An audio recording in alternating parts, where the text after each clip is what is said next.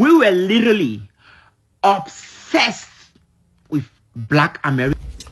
Hey yo, what's good, y'all?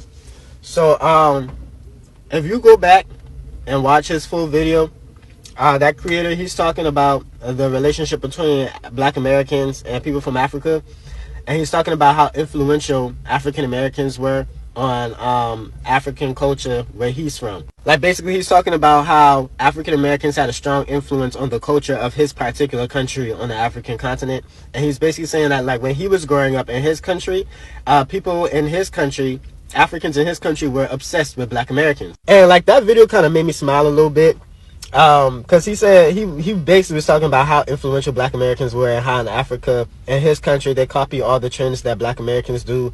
They mimic everything Black Americans do. Like, they were extremely obsessed with us. It just really made me think about how he made a good point when he was saying how a lot of Africans, they say that they mimic Black Americans and they copy their culture and their style. Now, my thing is that why does Africans go around saying Black Americans don't have any culture when you copied everything? So they dress like Black Americans, they talk, they try to have the swag and the style. Y'all know how, like, when people from Africa come to the United States, right? And they, a lot of African immigrants do come here and dog Black Americans. Like, they trash talk us so bad. And when we bring up the fact that people from Africa act like they don't like Black Americans, one thing that they always try to throw in our face is, oh, well, y'all called us African booty scratchers in elementary school. And we just be looking at them like, wow, that's so petty. Like, you don't like Black Americans as an adult because African Americans, picked on you in elementary school. Now, stay with me. I feel like that's legit. So this man was talking about how obsessed people in his country are with Black Americans. So let's say, imagine you grew up in a country in Africa, and you grew up in a country where there's nothing but Black people around you, but a lot of the Black people around you live in, like, oppressive situations where, like, the Europeans have come and they have scrambled for Africa, and what they left behind was squabbage that the people are still fighting to get through. And you turn on your TV and you see all of this Black greatness on TV from these Black people who are from America. You see them on your television, you hear them on your radio, you follow all of their trends, you follow all of their styles, and then you learn about them in history books. And then you learn how these Black Americans are connected to you because of the transatlantic slave trade. We are the descendants of the warriors who got taken away.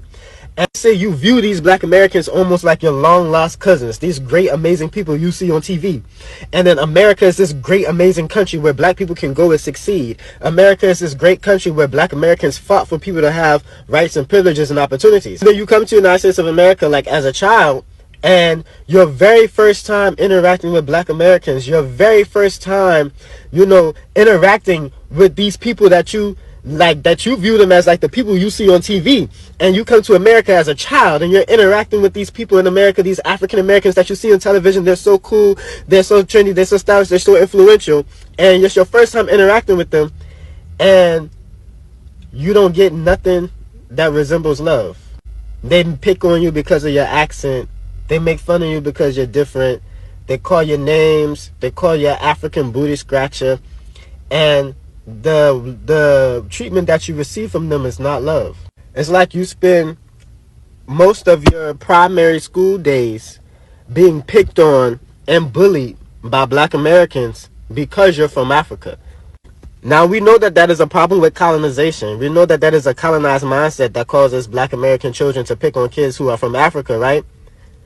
But imagine the hurt that you would experience. Imagine the hurt that you would feel when you grew up in a country where you grew up obsessed with Black Americans and Black American culture, and then you come to the United States of America, this land of opportunity, and your first time interacting with these people that you grew up being obsessed with, they're bullying you and picking on you, and you deal with this all of your primary school years, you deal with this all the way through high school, until you become an adult, when Black Americans have finally started decolonizing themselves, and we're saying, oh, we all need to get along, we've all been colonized. And then they're talking to you about how you don't like Black Americans, and you say, well, you guys called us African booty scratchers in schools, you guys teased us, you guys made fun of us.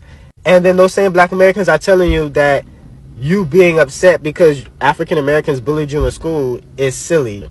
imagine the hurt that they would feel. I feel like as African Americans, we always, are talking to the diaspora about how they treat Black Americans, because a lot of people in the diaspora really do treat Black Americans like shit when y'all come to our country. But I also feel like as African Americans, we should take accountability for how our American mindset has caused us to view people who are Black from other countries almost as if they are less than us. Like, cause like, let's be real. Like, America did teach us that, kids in Africa are African booty scratchers. Like, America did teach us negative things about Black people from other countries. And I feel like as African Americans, if we want the diaspora to heal, we cannot just sit around and continue to complain about people from other countries looking down on us if we're not going to take accountability for how we made some of them feel when they first came to this country, especially when we were all children. We know that children have a hard time processing feelings, right? And that when you become an adult, the things that happened to you as a child become a part of your core memory. A lot of people from other countries, their core memories are them growing up in countries where they admire and are obsessed with Black Americans, and then coming to America as a child to be bullied, picked on, and outcasted by African Americans. Watching his video just kind of put some things into perspective for me. Like, it really made me think, like, the hurt that African immigrants feel when they come to America and they're outcasted by Black Americans. Like, it is kind of legit, because you grew up in a country where you were obsessed with these African Americans, and you viewed us like your long lost cousins who lived across the sea and then came here to be rejected by them. It kind of makes sense why you would grow up feeling some animosity towards us. It does. And I feel like as African Americans, we should take accountability for that. Even though I want to disagree with you, I get where you're coming from. When I see Black people talking about racism, all that stuff, I'll be like, what is wrong with these people? You guys have food, you have EBT, all these things, and you're here shouting about somebody is racist too. Just leave that person and move on. I feel that way. Like, why are they always like complaining? But when Black Lives Matters started happening, like, I sat down, I said, I need to actually know why these people are pained. And if we look at the history, what they've done to them, like if you actually sit down, watch some documentaries, how they were maltreated, I don't think if I'm actually born, I will forgive those people. I don't care. It's easier for us Africans that were raised in Africa to feel like they're complaining, because we were raised through struggle. Like, I barely even have water, and you have water, you're complaining. But then it's not about the basic necessity or about how we are raised. We are raised like, I don't want to say way better. We might not have resources, but there are some way, like our own people will not look down on us or put us behind. So it's in they're nurtured that way. Like, they just can't overlook it. And if you sit down and watch everything that the forefathers have been through for you, I changed my mind. No, they need to be angry. However, they should still move forward. We're not African Americans. We're Sudanese Americans. Yeah, we are African Americans because Sudan is in Africa, so we're African Americans. I know that. That's a whole separate question. Because Dr. Umar actually, we are African, created his own by definition. the term, and that's why some Black Americans say they don't want to be called African Americans, because they don't feel like they have any ties to Africa. I think reparations should be different for African Americans compared to us, because we just got here. No, we don't. They need deserve most of the reparations. I'm gonna tell you this right now. We shouldn't even be in the conversation of reparations, because we're not descendants of slavery. Reparations from the how we were colonized in Africa. Yeah, we can get reparations from France and Britain and them, but we don't need to get reparations here at all. Yeah, we'll never get it. Can I ask this question? What are the nuances or parallels to the South Sudanese or African with the Black American experience? When I was growing up, most of my friends were African, and when I would say like stuff about Black people, they're like, oh no, I'm not Black, I'm African. And their parents would say that too. I would hear their parents say the word Akata like towards. Yeah, that's the word. That's the word that they call Black Americans, Akata. I don't know what the hell it means, but if you ask them, they're going to try to give you a fake meaning of the word, so you won't think it's a bad word. But everyone knows it's a derogatory word. Akata. It sounds crazy. It's a derogatory word. Akata. Why would you even call somebody that? Why you can't just call them, by their name or something? Why you have to make up something to call people? Every race has a derogatory word for Black people. The Latinos, Indians, Arabs, and Africans have the N-word in their language.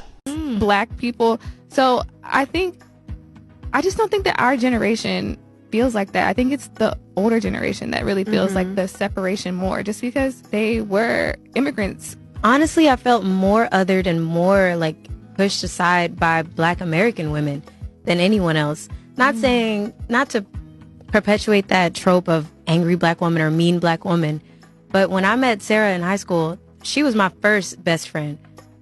All the way up until high school, I had never had a close friend that was Black. Sarah was the first one, and she's African. So I've never had the experience where I was bullied by African people or felt other. Like, this is my first time ever hearing that term that's derogatory towards Black people.